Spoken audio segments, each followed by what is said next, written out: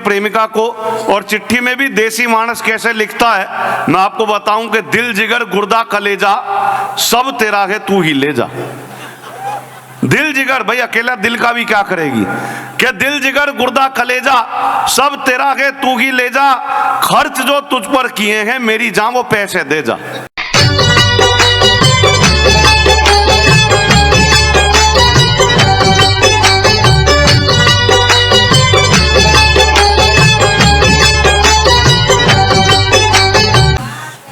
और दोस्तों अभी इंतजार की घड़ियां खत्म होने जा रही हैं। सत्यदेव जी ने बहुत अच्छा काव्य पाठ और एक सार्थक कविता आपके बीच में पढ़ी संदेश के साथ। ये बहुत जरूरी होता है कि कवि केवल हंसाने के काम नहीं करे, वो एक संदेश भी दे।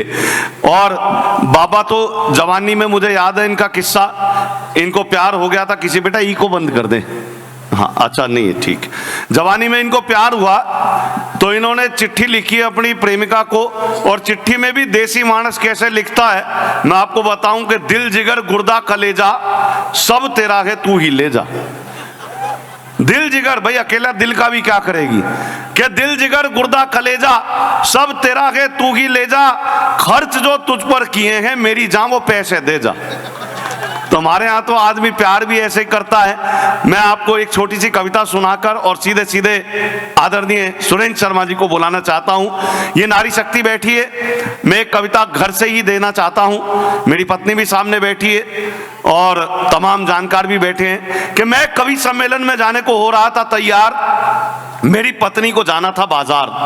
मैं कवि सम्मेलन में जाने को हो रहा था तैयार, मेरी पत्नी को जाना था बाजार। सकुचाती शर्माती मुझसे बोली मुझे छोड़ दोगे क्या, मैंने कहा मैं तो कब से तैयार बैठा हूं। मैंने कहा मैं तो कब से तैयार बैठा हूं, पर 7 फेरे लेने के बाद लाचार बैठा हूं। अब इसमें ना तेरी कोई खता ना मेरी कोई खता, पर तुझे इस बात का नहीं पता कि शादी वाले दिन जब घोड़ी पर होकर सवार मैं पहुंचा मंडप के द्वार, तो तेरे पिता ने मेरे हाथ में 5 लाख रुपए देते हुए कहा बरखुरदार ये मेरी इज्जत तुम्हारे हाथ में है, कहीं जानी नहीं चाहिए बेटा, पैसे हर महीने आते रहेंगे, लड़की मायके नहीं आनी चाहिए। इतना सुनते ही मेरे फेरे तो पड़ गए, पर ससुर जी अपनी बात से मुकर गए और मुझे इस बात का ना कोई दुख है ना कोई पछतावा, ना ही मैं पछता रहा हूं, बल्कि आज तक ईमानदारी से अपना धर्म निभा रहा हूं, क्योंकि मैं जानता हूं कि पैसा तो आना जाना है, पर घर में जो लक्ष्मी है वही मेरे लिए बहुमूल्य खजाना है, वही मेरे लिए बहुमूल्य खजाना है। और आपको स्वस्थ रहना हो तो कवि सम्मेलन तो सुनिए ही, लेकिन ये आजकल के जो मीडिया के न्यूज चैनल है इनको देखना बंद कर दीजिए, आप और ज्यादा स्वस्थ हो जाएंगे। ये जितने चैनल वाले यहाँ पर हैं अगर ये सच्चे हैं तो ये उनके लिए नहीं है, लेकिन आजकल जो स्थितियां हैं वो सब आप जानते हैं कि हर चैनल का दावा है ये खबर सनसनीखेज मिलेगी, हर चैनल का दावा है ये खबर सनसनीखेज मिलेगी, इसरो विसरो नासा वासा से भी आगे तेज मिलेगी, हिंसा दंगे मिर्च मसाले इन सबसे लबरेज मिलेगी, कर्म करो तो फल पाओगे, कांड करो कवरेज मिलेगी, कांड करो।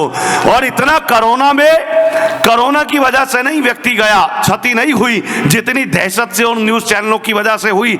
एक छोटा सा व्यंग पहुंचाता हूं आपके सामने आज का अंतिम वानगी कि एक आदमी जो छींक आने से मर गया, महसूस कीजिएगा बात अच्छी और सच्ची हो और आपने देखी हो तो आपकी तालियां मुस्तक आनी चाहिए कि एक आदमी जो छींक आने से मर गया कई सवाल खड़े कर गया, एक आदमी जो छींक आने से मर गया कई सवाल खड़े कर गया।